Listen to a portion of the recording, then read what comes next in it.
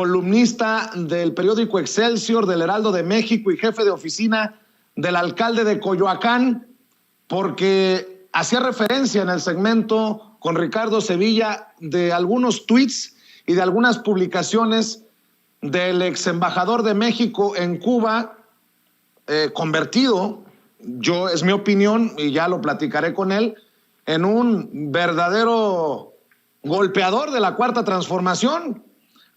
Tweets con alto contenido de veneno, y si no, pues hay que debatirlo en Sin Censura. Ricardo, te agradezco mucho que nos tomes esta comunicación. Buenas tardes. Muy buenas tardes, con mucho gusto. Ricardo, exagero cuando digo que llevan un alto contenido de veneno estos tweets contra el presidente Andrés Manuel López Obrador. Por ejemplo, dice: Andrés Manuel López Obrador tiene un objetivo: apropiarse del sector energético para financiarse, militarizar la policía, para tener las armas y dominar el INE para mantener el poder. Dinero, armas y poder, la trinidad sagrada de la tiranía. La oposición política, ciudadana y social debe impedírselo. También escribió Ricardo Pasco Pierce ayer: en URSS el pueblo tiró las estatuas de Lenin y Stalin, igual en Berlín, en Irak de Saddam Hussein, en Irán del Shah, en Estados Unidos y Gran Bretaña de esclavistas. Cuando los pueblos tiran estatuas, anuncian cambio de época. La caída de la estatua de Andrés Manuel López Obrador anuncia el derrumbe de la 4T y su fantasía. Pues, Ricardo, yo tengo otros datos. No hay encuesta que diga que el presidente Andrés Manuel López Obrador va a la baja en la aprobación, y creo que esa es la estatua más importante, salvo que usted opine otra cosa, Ricardo. No, bueno, yo no tomo en cuenta, don Vicente, en realidad las encuestas sobre la aprobación presidencial como una base para analizar en conjunto la situación política en el país, porque todos los presidentes, con la excepción notable de Peña Nieto, siempre mantuvieron una altísima aprobación en las encuestas. No se comentaba mayormente, pero es el hecho. No, el tema más bien es cuál es la eficacia de un gobierno, y especialmente la preocupación que tenemos algunas personas que venimos de la izquierda y que nos identificamos con la izquierda, al ver a un gobierno que dice que es de izquierda y que sin embargo aplica políticas de derecha. Entonces, esto resulta muy preocupante y algo que creemos que es necesario ir planteando y abriendo la discusión y el debate en nuestro propio país acerca del rumbo que están tomando las cosas y cuál es exactamente la definición de un gobierno de izquierda en América Latina. Habida cuenta, y en estos 3 puntos que usted mencionaba en mi tuit más reciente, uno sobre la cuestión energética, porque hay una política retrógrada completamente en materia energética que está impulsando este gobierno, que básicamente se finca en la utilización de fuentes fósiles en vez de fuentes renovables, y creemos que es una concepción estructuralmente y históricamente equivocada. 2, es la militarización de la policía. En la izquierda siempre nos hemos opuesto a la militarización de la policía porque el hecho es que la experiencia en América Latina es que cuando los gobiernos se acercan y se alían con los militares, nada bueno sale de eso para los pueblos. Y es exactamente la política que está impulsando y que está proponiendo en su legislación el presidente López Obrador próximamente. Y por último, la defensa de los órganos democráticos. En el caso del Instituto Nacional Electoral, está bajo asedio por parte del presidente, en gran medida porque el presidente siente que no se doblega a su proyecto político. Y él niega la existencia o la validez de órganos autónomos en el país. Y es una cosa que en la izquierda siempre hemos defendido, la autonomía de los órganos constitucionales y muy especialmente el INE, que es una construcción que en la izquierda hemos promovido siempre desde el fraude de 1988 en contra de Cuauhtémoc Cárdenas, que hizo Salinas, y a través de Bartlett, que fue su operador político y que hoy es uno de los adalides y los preferidos del presidente López Obrador. Entonces, yo no utilizo ni busco calificativos como veneno o duro o lo que sea contra el gobierno. Lo que estamos debatiendo, muchos de quienes provenimos de la izquierda y reivindicamos a la izquierda, es que este no es un gobierno de izquierda que está impulsando en realidad políticas contrarias al interés nacional, y lo decimos con gran preocupación, a sabiendas de que también hay corrientes de derecha en México que también se oponen a López Obrador. Ricardo, pero en estas aguas turbulentas uno tiene que mantener más o menos la claridad en cuanto a la orientación y el timón que hay que darle al barco nacional, y es por una izquierda democrática, o una izquierda que sabe defender las causas de la democracia, y no creo que sea el caso del presidente López Obrador. Ricardo, debo de admitir que mientras escuchaba a Ricardo Pasco Pierce hablar de izquierda, esbocé una sonrisa, porque me preguntaba a qué izquierda pertenece o con la que se siente asociado usted. ¿La de los chuchos, que están en contra abiertamente de la Cuarta Transformación, o la de Claudio X González, que también se pronunció de izquierda? O explíqueme, porque también el 21 de diciembre usted a través de Twitter promocionaba al Frente Cívico Nacional por pronunciarse en defensa del INE y el llamado al gobierno federal a la calma y a la cordura en defensa de la democracia. Yo la idea que tengo del Frente Cívico Nacional es que hay personajes muy de derecha, como Emilio Álvarez y Casa, y otros personajes que son chile de todos los moles, como Beatriz Pajés, que en algún momento la vimos haciendo campaña por algunos candidatos de la mano de Claudio X González. Explíqueme, por favor, lo de izquierda. ¿A qué izquierda se refiere? ¿A la de Claudio X González, a la de los chuchos del PRD que hicieron alianza con el PAN? ¿De qué estamos hablando, Ricardo? Perdón, pero lo que usted dice es una vacilada para muchos, entre ellos me incluyo.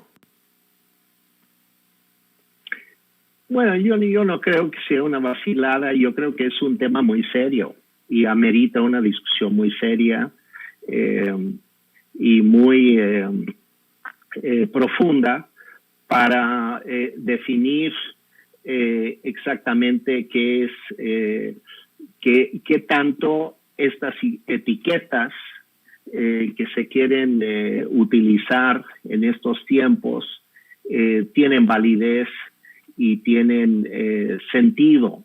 Por ejemplo, el presidente habla de austeridad como si fuera el combate a la corrupción, y sin embargo lo que estamos viendo es que la austeridad no se ejerce por un gobierno que cada año tiene un presupuesto muy superior al año anterior.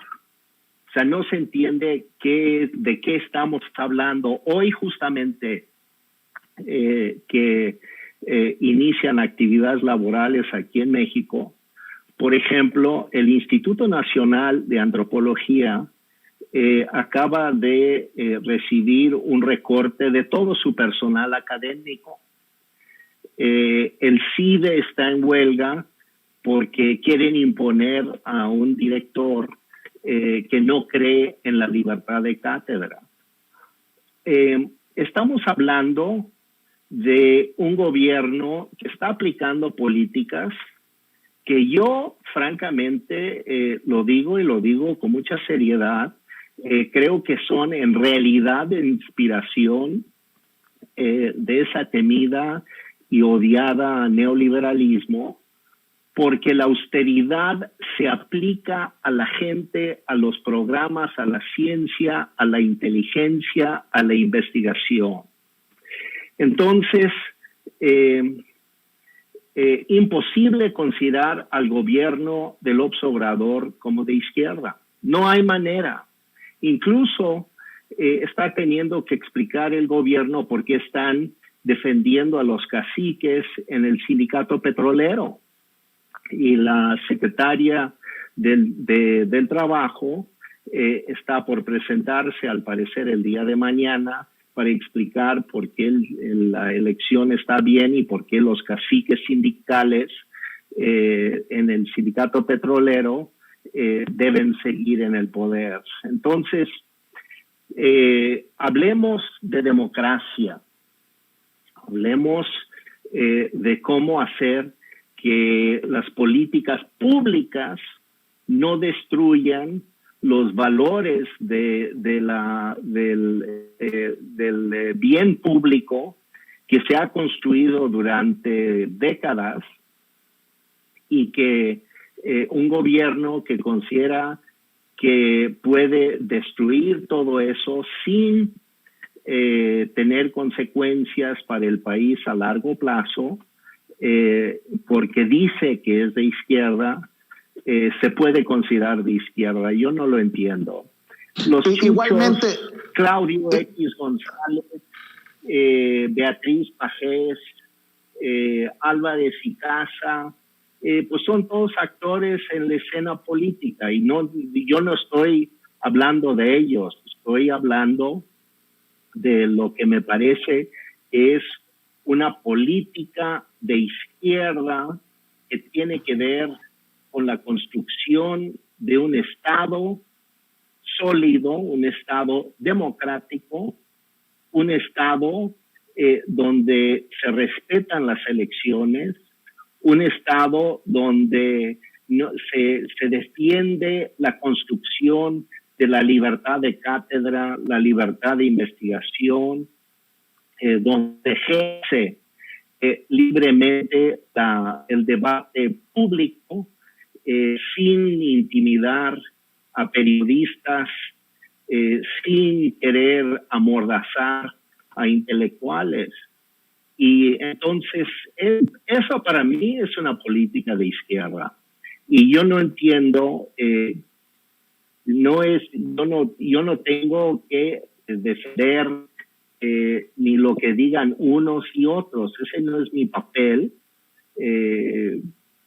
Yo participé en el PRD en sus inicios, yo sí fui fundador del PRD, yo rompí con el PRD porque cuando López Obrador se hizo dueño del partido, a mí me quedó claro de que no estaba ya frente a un espíritu ni democrático, sino más bien estábamos frente a una dirección autoritaria con la que no estaba de acuerdo y sigo estando en desacuerdo y lo digo públicamente.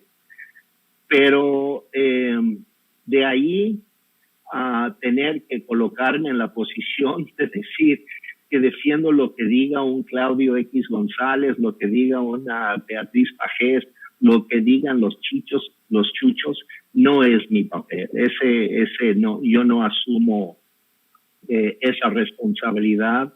Pero en el camino, el debate del amplio sector social que se está conformando en contra del bloque de la Cuarta Transformación es amplio y diverso, como lo es México. Ricardo, a ver, perdón que pregunte, porque lo quiero escuchar de usted. ¿quién gobierna en la alcaldía Coyoacán? Pues fíjese que es un experimento interesante, porque hay... nada más le estoy preguntando quién gobierna en la alcaldía Coyoacán, Ricardo. La coalición Va por México ganó las elecciones en Coyoacán. Bueno, le pregunto porque dice usted que decir que se es de izquierda no significa ser de izquierda. Y muchos en algún momento lo reconocimos cuando fue embajador de México en Cuba. Vaya bandazo que da Ricardo Pasco Pierce, usted, un hombre de izquierda, de ser embajador en un país de izquierda a terminar de jefe de oficina en una alcaldía gobernada por Va por México. ¿Es esto también un espaldarazo a la corriente de los chuchos? ¿O cómo un hombre de izquierda termina ahí siendo jefe de oficina? Perdón por la risita pero a ver, explíqueme. Se dice de izquierda y termina haciéndole el caldo gordo a la alianza esta de Claudio X González. Bueno, yo creo que está muy confundido acerca de lo que está sucediendo aquí en la Ciudad de México. La mayoría de los ciudadanos que votamos en las elecciones en junio de este año, votamos simplemente en contra del gobierno de Sheinbaum y de López Obrador. Y encontramos en votar por la coalición Va por México un instrumento, un vehículo para expresar ese descontento.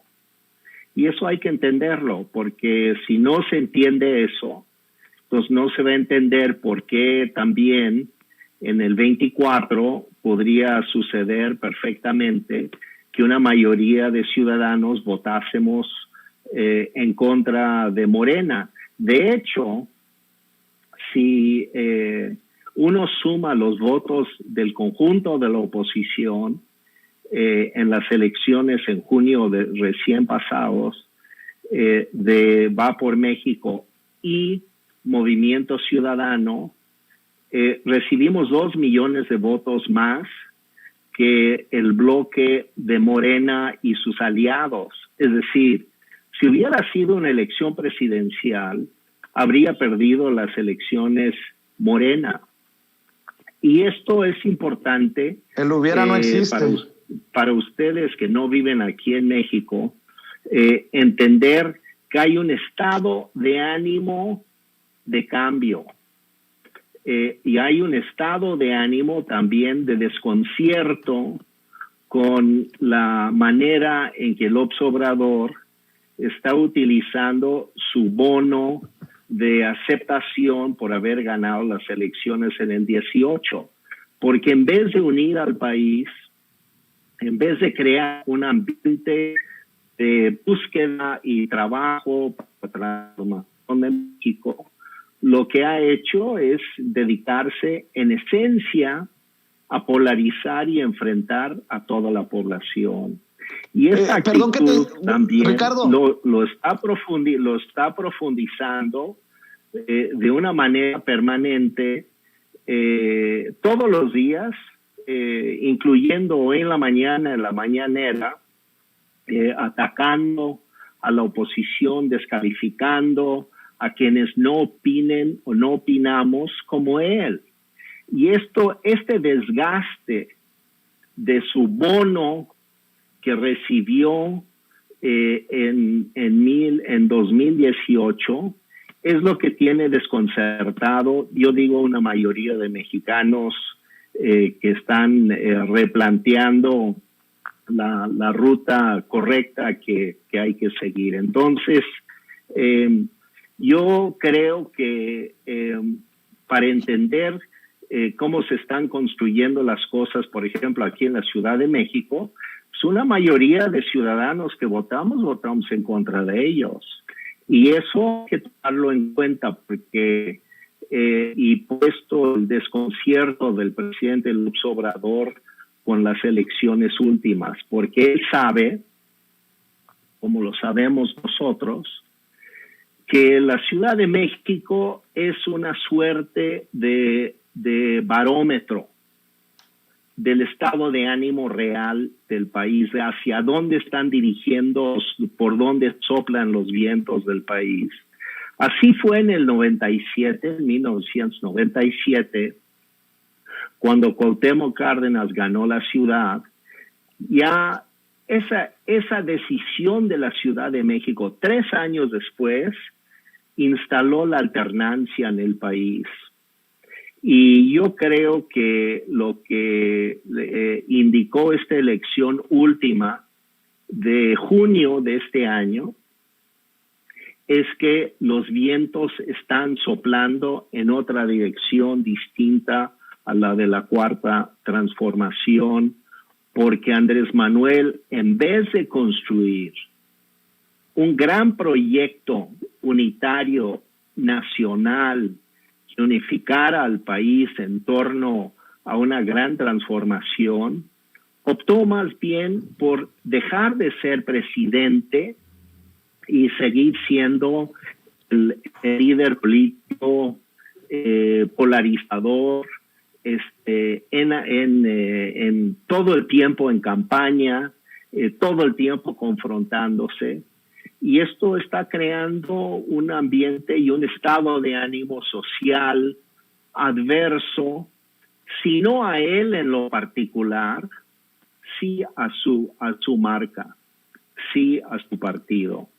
Y yo creo que esto es lo que está ocurriendo el día de hoy. Entonces están conformando amplios y muy interesantes y yo diría sorprendentes alianzas regionales, locales, vecinales, en todo el país. Es un cambio muy sutil, pero muy activo, muy dinámico, y que esto va a reportar grandes sorpresas de aquí al 24 y del 24 en adelante. Ricardo, estoy platicando con Ricardo Pasco Pierce, quien fuera embajador de México en Cuba, hoy columnista del periódico Excelsior, del Heraldo de México y jefe de oficina en la alcaldía Coyoacán, una alcaldía gobernada por el Va por México, esta alianza putrefacta de Claudio X González del PRI, PAN y PRD. ¿No es una contradicción? Y con esto quiero decirlo también, una falta de honestidad intelectual, salvo que me diga otra cosa, Ricardo, porque pareciera que usted dice todo, en la guerra y en el amor todo se vale, hasta apoyar al PAN. El ir en contra de la Cuarta Transformación y ese hombre que le genera tanta repulsión desde tiempos del PRD, lo ha llevado a apoyar al PAN, porque votar en contra de la Cuarta Transformación en este momento con la alianza PRI-PAN-PRD es votar también por los que se sirvieron con la cuchara grande. Y entre esa alianza está la derecha, los que invitaron a Vox al Senado. Ricardo, ¿no me puede decir usted que es de izquierda? O bueno, lo puede decir, pero ¿cómo creerle que es de izquierda cuando está apoyando al partido que trajo a Santiago Abascal, el líder del ultraderechista, franquista, misógino, partido español Vox al Senado de la República? ¿No me puede decir usted que es de izquierda si apoya a los Marco Cortés? ¿No me puede decir que es de izquierda cuando apoya a los Julen Rementería, a las Lili Telles, a las Kenia López Rabadán, Ricardo? Bueno, simplemente te devuelvo el argumento. Tampoco puedes decir que es de izquierda apoyar al PES, al Partido Encuentro Social, que apoya al López Obrador, un partido evangélico, antiabortista, antifeminista, homofóbico, que apoya a la derecha en España también, etcétera. O sea, si quieres hablar de contradicciones, las contradicciones están por todos lados. No me asustan las contradicciones. A estas alturas de la vida, la contradicción es una parte esencial del quehacer político, y que no entiende eso, no entiende nada, porque piensa que existe una pureza que no existe. Te lo devuelvo. López Obrador es tanto o más conservador que Vox, tanto o más que Vox. López Obrador es un hombre profundamente conservador, neoliberal. Su austeridad es neoliberal. La reducción que está haciendo del Estado mexicano, convirtiéndolo en una caja de vacío, en una caja vacía que no tiene mayores funciones en materia de ciencia, de tecnología, de defensa de la gente, de las mujeres, de las minorías, etcétera, porque les quita a todos el dinero para meterlo en sus proyectos, todo el dinero. Es profundamente neoliberal, profundamente. Y entonces la idea de que se puede sostener que López Obrador de la Cuarta Transformación es de izquierda, bueno, yo he dejado esa discusión hace mucho tiempo porque me parece absolutamente claro el tema. Si hay que reeditarlo, se puede con todo gusto. Pero contradicciones, ¿me hablas de contradicciones? La Cuarta Transformación, perdóname, con todos los panistas o expanistas, expriistas, gente de una diversidad de posiciones dentro de ese partido, donde además nadie discute, porque como nadie quiere analizar nada, no tiene plataforma. Morena es un partido de alma vacía, porque no tiene programa, no tiene propuesta. Tan no pueden resolver sus temas y no quieren discutir internamente, que resuelven todo el tema de sus candidaturas vía encuestas, porque no tienen cómo resolver su falta de contenido ideológico específico. Entonces, hablemos de contradicciones, pero las contradicciones están por doquier, y esa no es la vía para abordar el gran problema de México de hoy. La vía es encontrar un espacio de diálogo entre las distintas opiniones, entre las distintas posturas, para construir un México unitario en la diversidad, en la absoluta diversidad. Por ejemplo, ¿por qué Morena quiere ahora quitar plurinominales?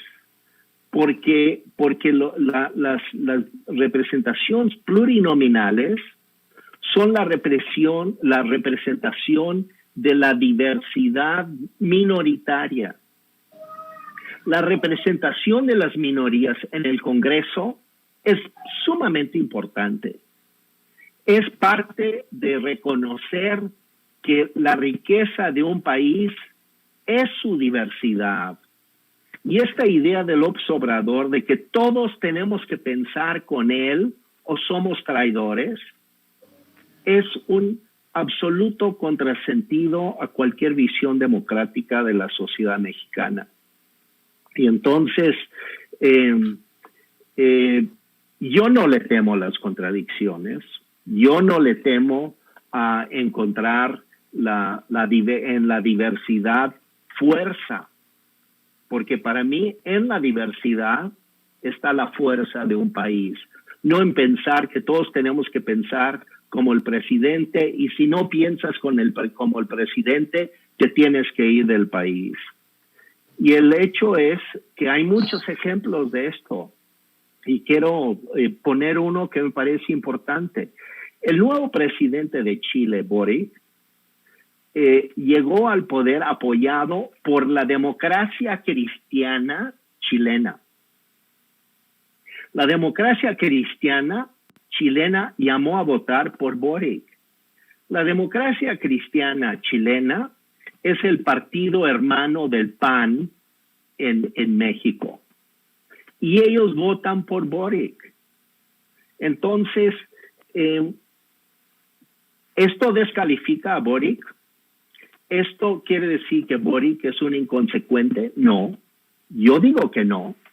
Yo digo que lo que nos quiere decir es que Boric es un hombre que, a diferencia de López Obrador, a diferencia de Maduro, a diferencia de Daniel Ortega y a diferencia de Cuba, piensa que en la diversidad está la riqueza de un país, y que esa riqueza ideológica, política, cultural, religiosa, de diversidad sexual, etcétera, es lo que tienes que defender.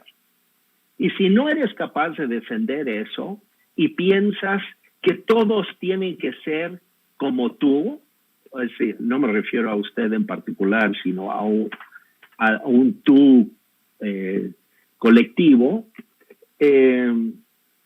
entonces no se puede sobrevivir. Y no es el caso. Andrés Manuel piensa que todos tenemos que pensar como él, y quienes no pensamos como él no tenemos derecho a estar aquí. Y eso es absolutamente inadmisible, es otro México. Y le quiero decir, francamente, para que lo piensen, los mexicanos que votaron por Andrés Manuel, los académicos, los estudiantes, los investigadores, los artistas, las mujeres, los ambientalistas, los defensores de los derechos humanos, todos ellos hoy no están con él. Y no están con él porque los ha excluido, porque su pensamiento es de exclusión, no de inclusión. Y eso no va en México, eso no va en México. Y tienen que entender eso, por eso perdieron la ciudad. Por eso precisamente perdieron la ciudad. Y no lo van a recuperar. Por más que estén haciendo esfuerzos de militarización, de intimidación. Hoy, por ejemplo, hay un caso trágico. Acaban de convertir a un centro cultural histórico muy importante de Iztapalapa. Se lo quitaron a la gente, a la comunidad, y lo convirtieron en un cuartel de la Guardia Nacional. ¿Y saben qué? Hasta la gente de Iztapalapa le va a decir no a la militarización que está haciendo Andrés Manuel y que está queriendo utilizar a la Guardia Nacional para intimidar a la población. ¿Por qué creen que están metiendo a la Guardia Nacional después de las elecciones últimas? Porque quieren intimidar a la población de la Ciudad de México. Pero les va a salir el tiro por la culata, porque la gente no está ya en esa situación. Y la gente ya le perdió el miedo. Entonces, tienen que pensarle muy bien, muy, muy bien. Dejar atrás esta fantasía de que es un gobierno de izquierda, de que representa al pueblo y las grandes causas, y repensar en el tema de la democracia y la unidad nacional como opción de gobierno, porque si no, esto se va a complicar muchísimo de aquí en los próximos tiempos.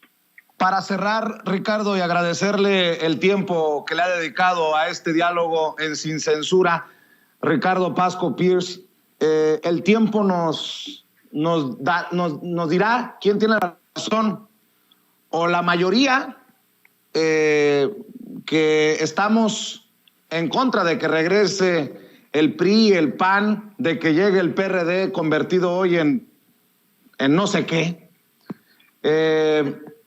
O ustedes que son, le duela a quien le duela, le pese a quien le pese, la minoría. Yo, la verdad, me sorprende porque lo considero, Ricardo Pasco Pierce, un hombre inteligente como para escribir esto tan deshonesto intelectualmente. Cuando los pueblos tiran estatuas, anuncian cambio de época. La caída de la estatua de Andrés Manuel López Obrador anuncia el derrumbe de la Cuarta Transformación y su fantasía, pero al tiempo, porque el tiempo nos va a poner a todos y a todo en el lugar en el que nos merecemos. Ya el tiempo dirá si usted tiene la razón o usted tenía la razón, o los que votamos por la transformación de México de la mano de Andrés Manuel López Obrador teníamos o tenemos la razón, porque en algún momento se votó por el PAN y no fue un gobierno del pueblo. Se votó por el PRI y terminamos con Enrique Peña Nieto. ¿Qué le dice Ricardo Pasco Pierce, un hombre, lo voy a entrecomillar, es mi opinión, un hombre de izquierda, a aquellos que, pues ahorita en los chats le están diciendo todo lo que se pueda imaginar, Ricardo, desde la más conservadora publicación hasta la más radical de izquierda, señala que el presidente Andrés Manuel López Obrador tiene el respaldo popular y que ustedes son la minoría. ¿Qué le dice a esa gente a la que Vargas Llosa trata de estúpidos diciendo que en México votamos mal? Por cierto, un hombre de izquierda como usted y un hombre de derecha como Vargas Llosa nunca antes se escucharon tan similares. ¿Qué le dice a la gente la audiencia de Sin Censura para cerrar, Ricardo? Yo muy respetuosamente recomendaría que tratáramos de dejar atrás tantos descalificativos en nuestro lenguaje, porque no veo la utilidad de eso. Bueno, usted me califica de un deshonesto intelectual. Bueno, yo creo que eso no ayuda a ningún argumento. No sé si usted se siente complacido con eso, pero yo no le veo ninguna utilidad en plantear las cosas así. ¿Cómo debería de llamarlo entonces cuando ha llamado falta de honestidad intelectual a los académicos que hablan de un golpe de Estado? Lo que me parece es que hay que ir ubicando las cosas. La popularidad del presidente. Es cierto lo que dicen las encuestas. Ahora, las encuestas decían lo mismo de Felipe Calderón y de Enrique, del otro, de Fox.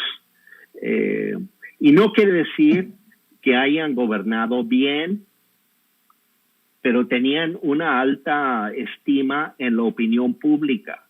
El único que no es Peña Nieto, él sí es como un caso de un fracaso estrepitoso.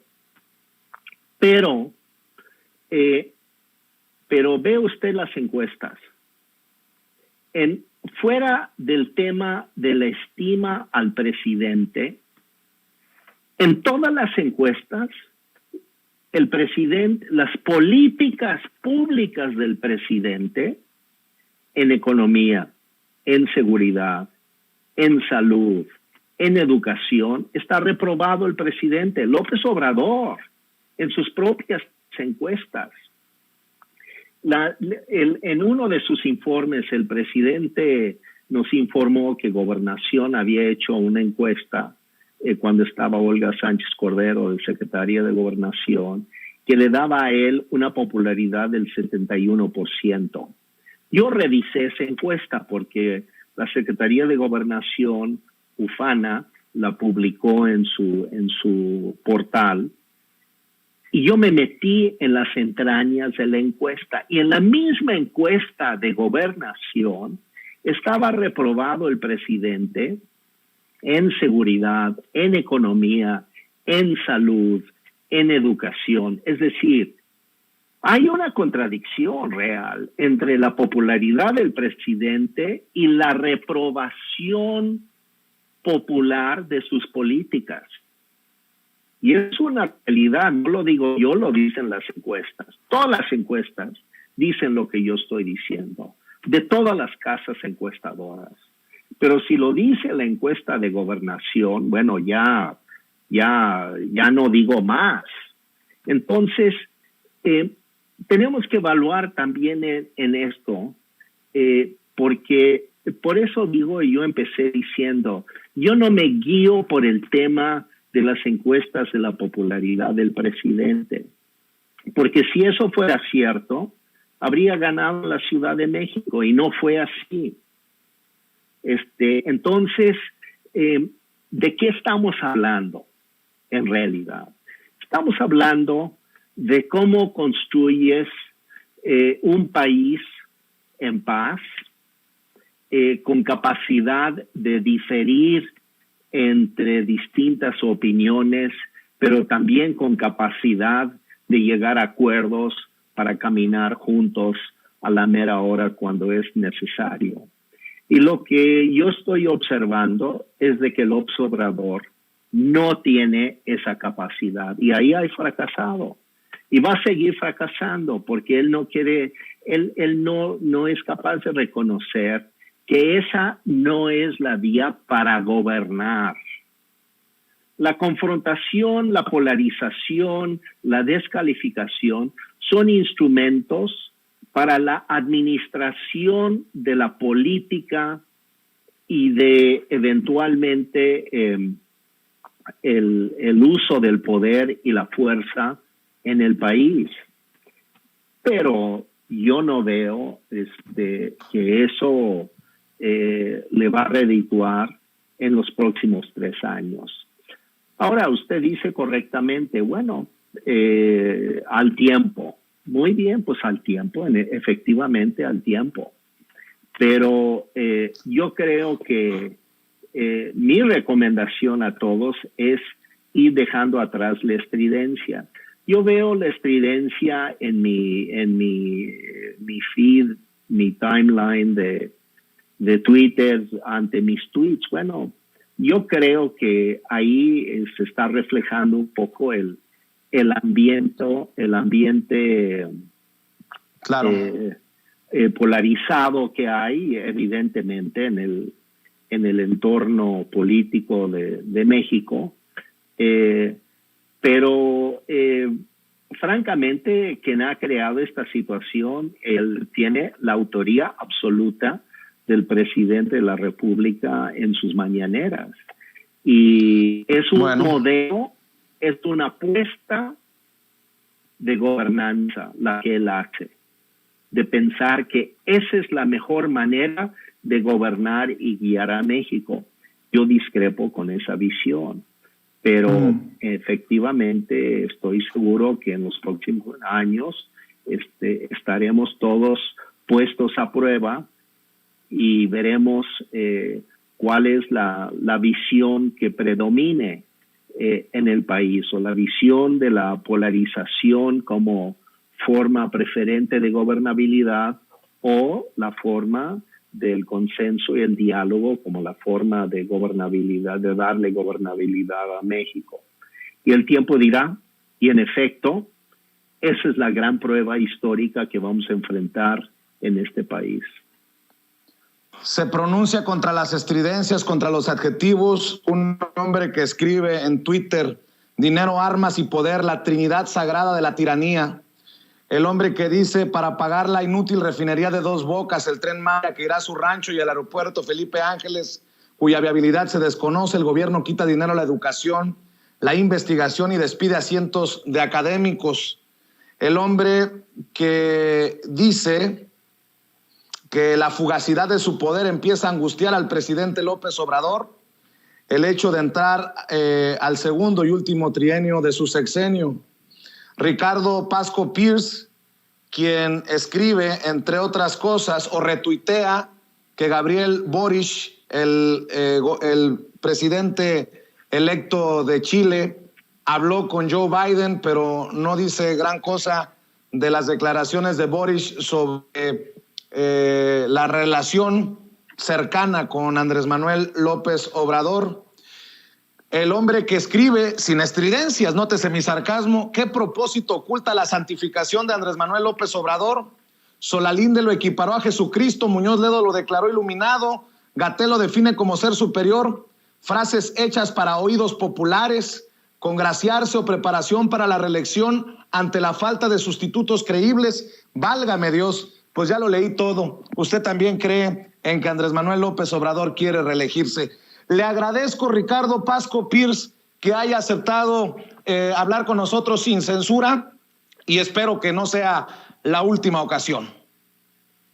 No, me ha complacido muchísimo platicar con ustedes y particularmente me da mucho gusto que esté leyendo regularmente. Pues de vez en cuando, porque hay que también ver lo que opinan en la minoría. Gracias, le agradezco, Ricardo Pasco Pierce. Está bien, está bien. Muchas gracias. Bueno, mi querido Toño, con esto vamos a cerrar. Ya se